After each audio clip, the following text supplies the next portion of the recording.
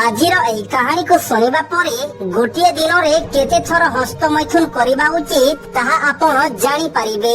थरे गोटिए बालक मंदिर को पूजा करिबा को जाइथिला। सेठारे ताकू परिश्रा लागिला। सेठी पई से मंदिर रो पछपट को गला। सेठारे से देखिला जे दुईटी युवक मिसी मोबाइल रे अश्लील वीडियो देखि हस्तमैथुन करूछंती। बालक जनक ताहा देखि आश्चर्य होई गला। से भाबिला कि एमाने कोन करूछंती।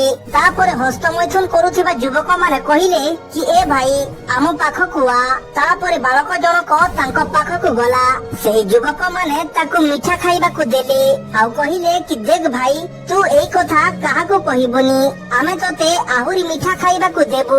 जेहेतु सेही दुई जण युवक मध्य पूजा करिबा को आसीथिले तेणु बालक जनक एई कथा अन्य काहाको कहि न देउ एथि पई से माने डरुथिले।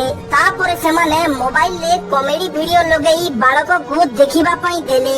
बालक जनक कॉमेडी वीडियो देखु देखु किछि एमिति वीडियो ता सामने रे आसी गला जा ताकू हस्तमैथुन करिबा को बाध्य करि देला। से बालक हेले मध्य 14 वर्ष बयसर थिला। से आरो युवक माननकु देखि सेठारे हलेइबारे लागिला। तापरे से घर को जाई प्रतिदिन हलेइबारे लागिला। दिने हलाउ हलाउ तार गोड़ हाथ झिम झिम कला आउ तार मुंड बोलेइबारे लागिला।